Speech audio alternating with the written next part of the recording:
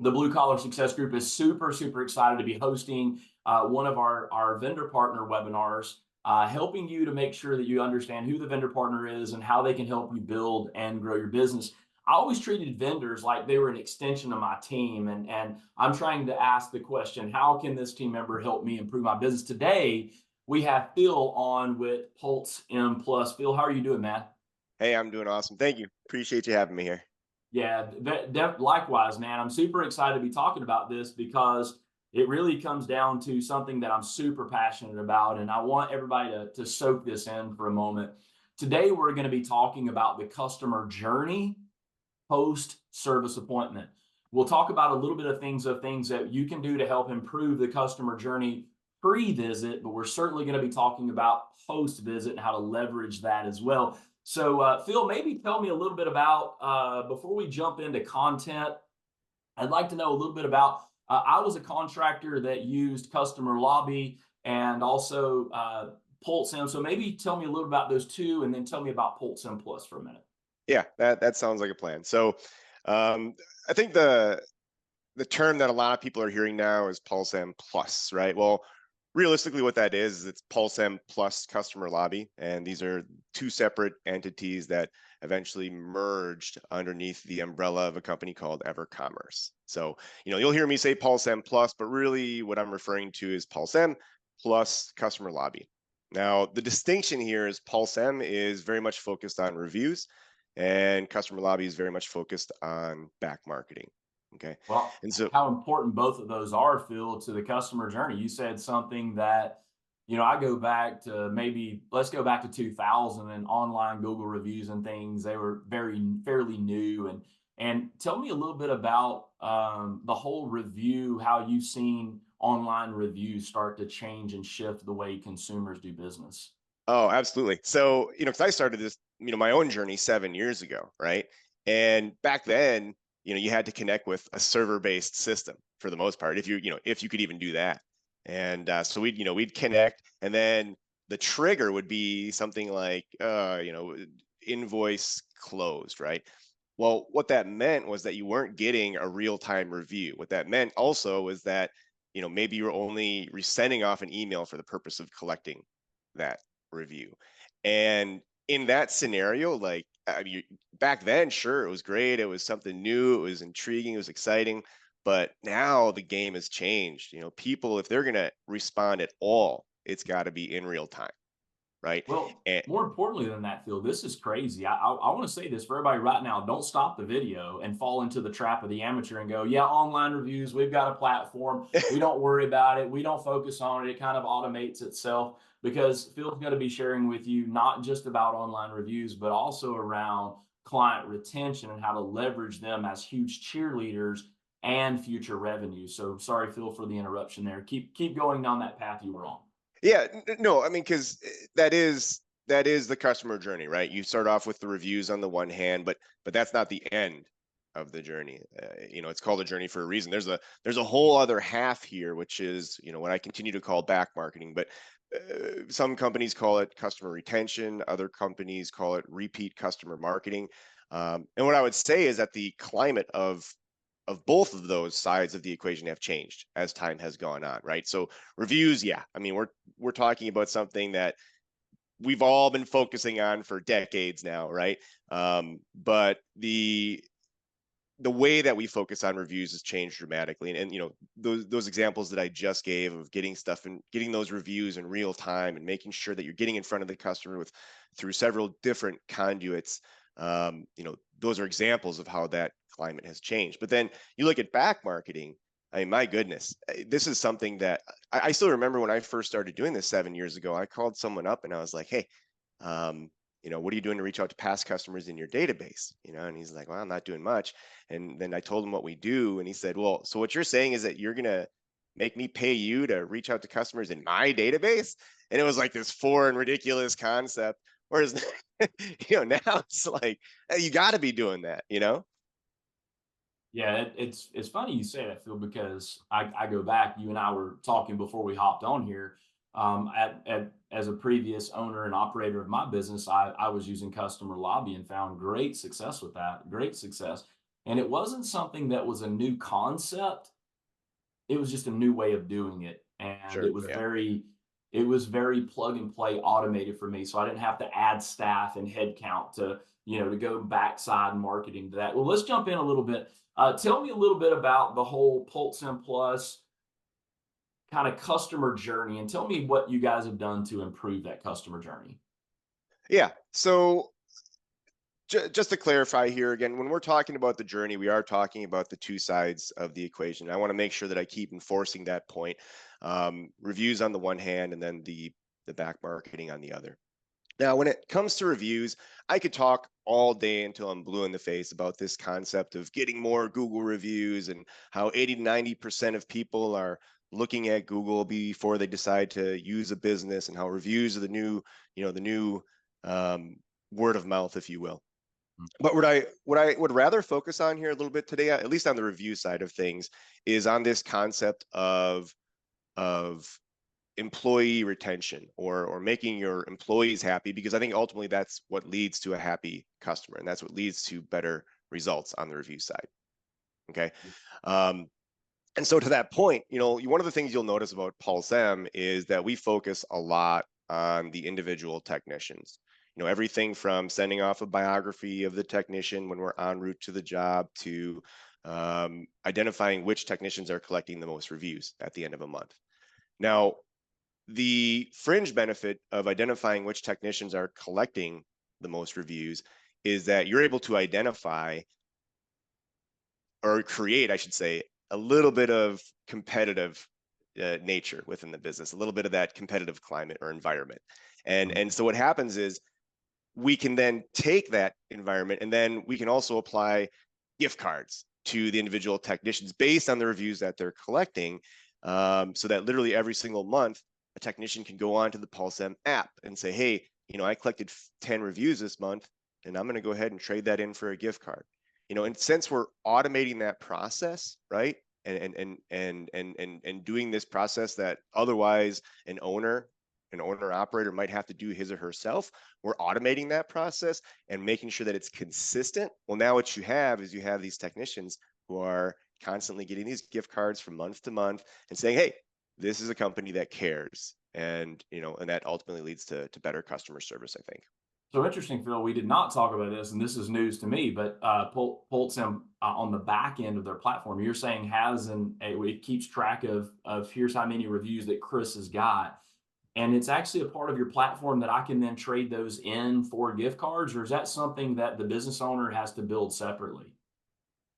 Yeah, no. So this is entirely something that we facilitate, and they don't have to go in there and say, all right, Bob or Susie or Jose collected this many reviews, and we should allot this dollar amount based on the reviews that they've collected. That's entirely a process that we facilitate, and again, I bring that up just because our focus is on the technician, which very much translates to customer satisfaction. Interesting you say that, Phil. And one of the things that we believe really, really big here at Blue Collar, we just came out of teaching Management Growth Academy, a 3-day management class, where we talked about businesses that incentivize the result versus incentivize the behavior. And what you're talking about is incentivizing the behavior of the getting of the reviews, right? Because if I can create new behaviors, I can get consistent actions from team members. That's super exciting. Just out of curiosity, Phil, what if I don't want that to be a part of my platform? Do I have the functionality to turn that off so my team can't see it? Yeah, and that's a great question, and the answer to that question is absolutely yes. Okay. You can turn that off. That is part of it. It's just something that I like to focus on. After having done this for so long, there are pieces of this program that I've found that I absolutely love, and that's definitely one of them. I literally walked into someone's office the other day. They had our projection screen up, which is just, it shows you who's performing the best within the company. And then down below that screen in their main office, they had a little basket sitting there with a bunch of toys in it. And I was like, what's this all about? And they said, well, we do your employee retention program, but then in addition to that, when someone's up on the board and they walk in the office, I throw a toy over to them. They made like a little fun little game along with it. Well, I say this often that, we look back at Blue Collar, we talk, there's 4 keys to attracting and retaining top talent. One of those things is culture. So what I'm hearing you say, Phil, is Holtz M helps to create a customer centric focused culture inside of the business. So it's not just about the revenue, it's not just about the bonus, it's not about the spiff. It's about the culture that can be created along with that as well. So let me shift gears. So how could Holtz M kind of help me with that whole bio? And before you answer this question, I know many of us that are out there today, your softwares may already have a function where when a technician is dispatched out to a job that the bio of the technician, the picture's already sent. Phil, explain to me, is that software that you guys have, is it integrated into other softwares or a separate platform? Kind of talk me through that.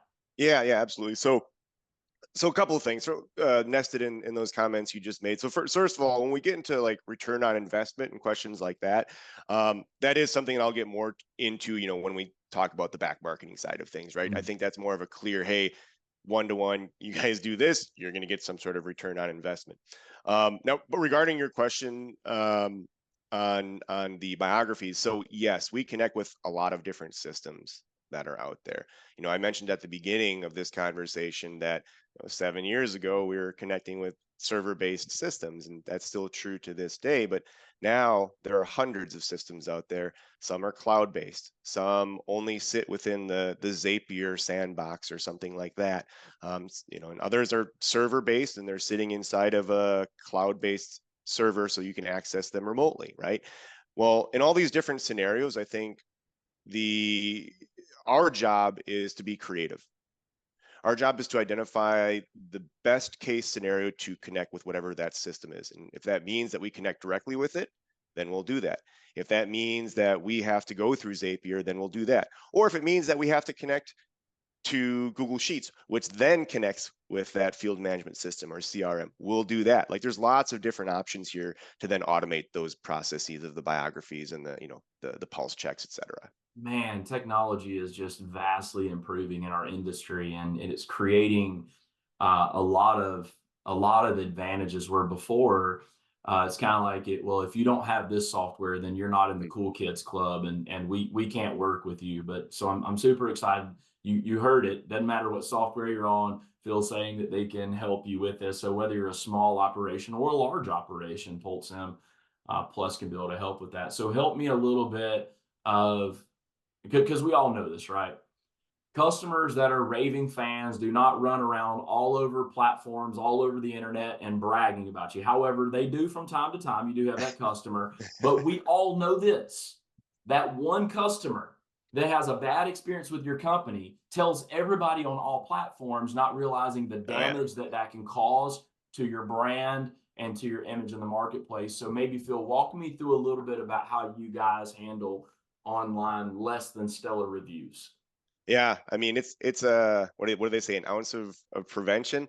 That's what this is really all about. I mean, I like the concept of going in and identifying someone that's not actually a customer, and then going to Google and saying, hey, this is not our customer, take this review down, or this is the cousin to the technician that we just fired, so please don't put that review up. Like, I like that concept, but honestly, it's a lot more about prevention than anything. And so there's a couple of different ways that we can prevent that situation from happening. Number one, let's say we do connect and we automate this process. So now that means this review request is going out no matter what. It's happening. Well, let's say you do get a stinker. Some customer that, that they're just getting ready to hop up on their soapbox and tell the rest of the world, how bad you were. Well, you do have the option to hop into the system and you can opt a customer out. You can go into the dashboard, you can plug in that customer's phone number, and then you can opt them out. Now, in addition to that, we also have a way to say, all right, is this customer happy or not? And then we can send them in one of two directions. Now, this is a very important concept that I want to flesh out a little bit here. So if we reach out to a customer and we say, hey, were you happy or not with the service? And they say they're happy. Well, naturally, we're going to take them to a page where now they have the option to leave you that Google review. Or if they don't have a Google account, then we're going to give them the option to leave that, Angie or Home Advisor or BBB, Yellow Pages, you name it. Now, let's say that customer was not so happy, right? They click on the unhappy face. Well, now what we're going to do is we're going to send them to a page where we want to get internal feedback from them. But now here's why I want to flesh this out. You have to still give them the option to leave a Google review. And this is so important. It's called gating if you don't. All right. And basically it means, and I'm preaching to the choir here, but it just basically means that you're asking them if they're happy. And if you find out they're not, you're not giving them that opportunity to leave a Google review. You still have to do that. But there are plenty of ways here where we can push that customer to leave you that internal feedback. And that's ultimately what we're trying to do here to prevent them from, voicing to the world their one negative experience that they had.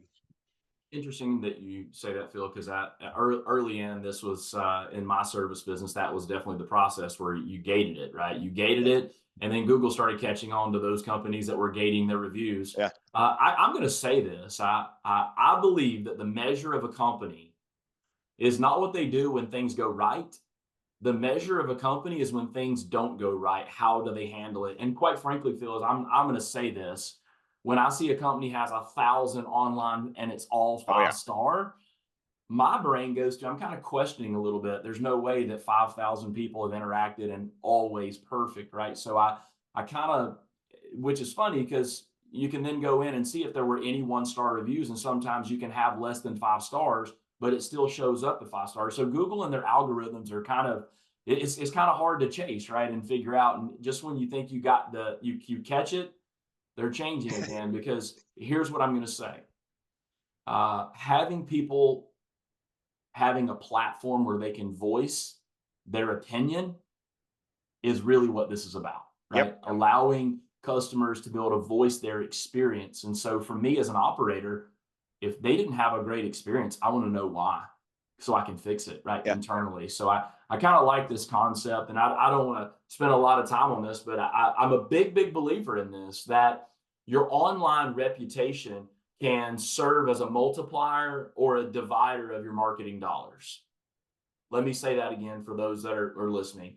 Your online reputation can be a multiplier or divider of your marketing dollars. If you have a great online reputation, I can spend $1 and possibly get $1.25 or $1.50 or $1.75, depending on the customer. And we all know this, right? That customers tend to believe what they read on the internet, right? So no matter how true it is of their experience, they're telling it through their eyes. So I love this, and I appreciate you guys sharing that. So now let's shift gears for a minute. Let's talk about the plus part of Plus M, or Pulse M Plus, which is the customer lobby side. You and I talked a little bit about, I used you guys early in when AI was starting to come in. It's 2016, 17. Tell me how customer lobby helps to secure repeat business. Yeah, sure. So 2016, 2017, that's when I got my start. I'm over here in Wisconsin now, but when I first started with back marketing over at Customer Lobby, it was right around 2017, and I was working out of the office over in Berkeley, which is now over in Oakland, and we were just figuring it out. And so what we figured out is that there's lots of opportunity inside these databases. We used to use a handful of variables when looking at a database, and now we use 30 plus variables when we're looking at a database. And so what that translates to is return on investment. So to segue from what we were talking about earlier, this is where you can actually make money on your database. There's, because the thing is, in this day and age, there's all kinds of different programs out there that you can use to make money, right? With potential customers and past customers. And I think what it's boiled down to here in 2024 is identifying the right buckets to put your money into. You'd be crazy to say, like, all right, well, I'm not going to do pay-per-click anymore because that's super expensive. You'd be crazy to say, well, I'm not going to do anything for reviews collection anymore. Likewise, you'd be crazy to say, hey, I'm not going to look into my database, and more specifically, look at past customers from really far back, 5, 6, maybe even 7 years ago. You'd be crazy not to look at those customers as potential opportunity. Because we've already paid for them for the first time, that customer Bingo. acquisition. Otherwise, it becomes a transactional relationship. And so what we're looking to do is forge a long-lasting relationship with customers. We hear all these conversations about lifetime value of a customer, so on and so forth. And I always answer this question: what's the lifetime value of a customer? The answer is, how good are you at marketing? Yeah. Bingo. Yeah. Because if you're good at marketing, you can make the lifetime value of them very, very much higher than the average contractor.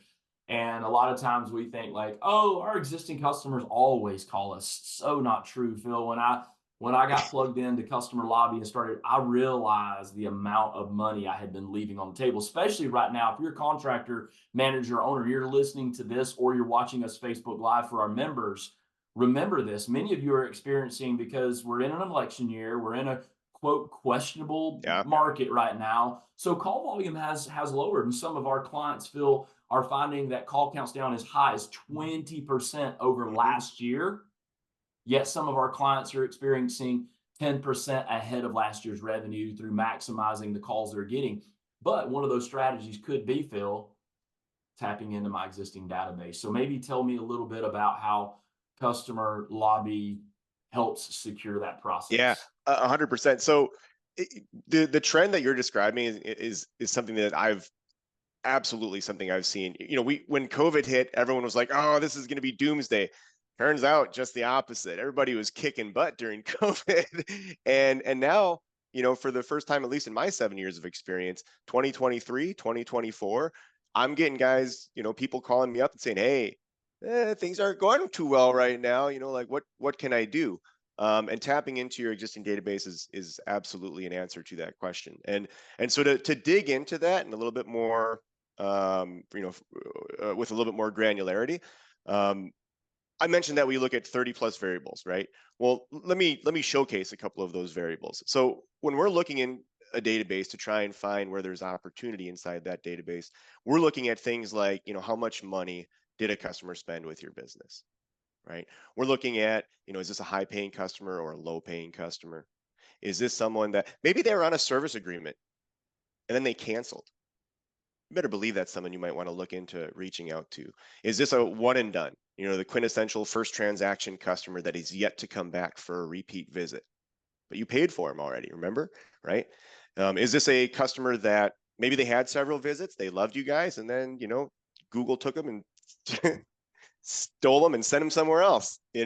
Like our job is to put that blanket around those customers. So we're taking those and about 25 other variables, give or take, we're combining them, and then we're ranking those customers. We're then identifying a top tier of customers within that ranking that would be most statistically likely to need that contractor's services again. And then we're automatically reaching out to them with both a postcard and a follow-up email for that 1-2 punch. Perfect. And I'm gonna say I'm a big believer in the product. Product works. I know it does. I can personally attest to it.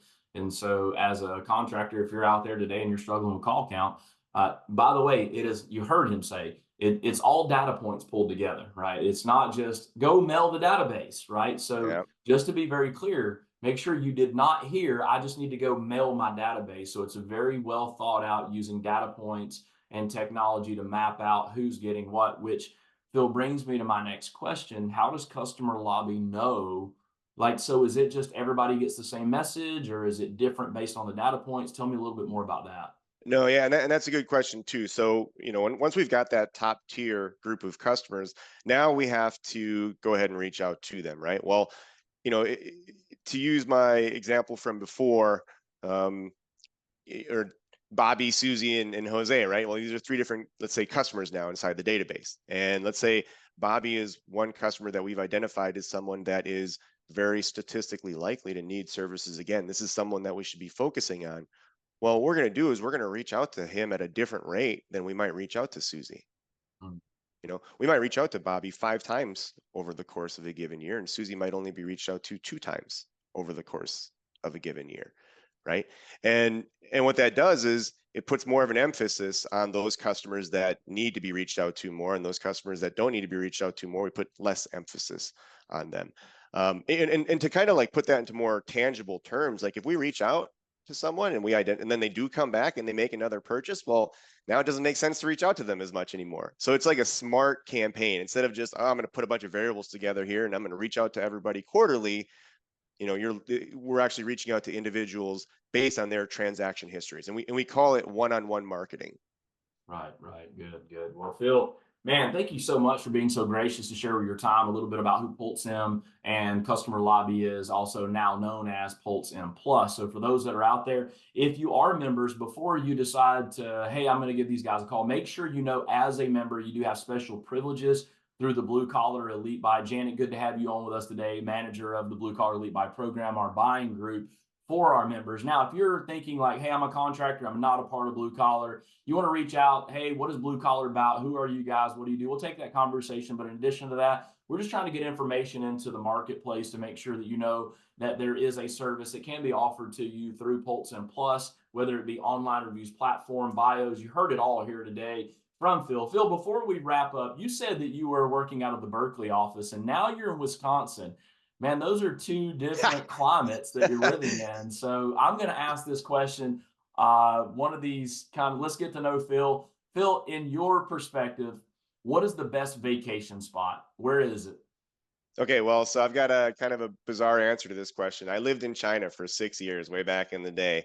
And so I got to say China. It's a crazy answer to that question, but I had a lot of good years there. And there's a city in particular called Suzhou, and they literally call it like the heaven under the heavens. So you got to check that out. Interesting. So coming right straight down the middle, where you guys thought I was about to pitch the fastball. Nope, it was the curveball that Phil threw us. We said vacation. Everybody's thinking tropics. They're thinking mountains. Phil's like, nope, you got to go to China, and it's the heaven below the heavens. What was the name of the city again? Suzhou. Yeah. Suzhou. Okay, Suzhou. Yep. Perfect. All right. Next question for you, Phil. We're going to really get to know you. Right now, if you had to name it, what's your favorite song of all time? Oh, man. It's got to be Hung My Head by Johnny Cash. Kind of a downer, but I love it. Okay. All right. Yeah. Hey, we're getting to know who Phil is. This is real Phil right here, Chris. Yeah, for sure. Next question for you, Phil. Does pineapple belong on pizza? Yes or no, and why? No, absolutely not. That's gross. It's just gross. It's disgusting. And and then last, Phil, are cowboy boots considered shoes? Yes or no, and why? Not in Wisconsin. Phil, man, thank you so much, man. I appreciate the time. Rapid fire questions. Remember, if you're watching this as a part of Facebook Live for our members, don't forget, hit us up. We'd be glad to get you connected with Phil and his team, show you all the amazing benefits you have as a Blue Collar member. If you're watching this video as a non-member, you want to know more about Blue Collar, reach out. We can help you with that as well. And don't forget, you can go directly to PulseM Plus and work with them. You do not have to have a relationship with Blue Collar to work, but as American Express has coined it, membership does have its benefits. Janet, thank you so much for coordinating making this happen. Phil, thank you for being on here today as well. Appreciate it. Thanks, Phil. Thank you so much. Hey, thank you for watching this video. I hope that you found it very, very informative and educational to be able to help you build and grow your business, or to be able to make yourself a better operator, service tech, call taker, and whatever the information that you want to become better at. Remember, I want you to do us a huge favor. Follow us on social media for more information just like this. And thank you for watching the video and subscribing. Remember, you're either winning or you're learning.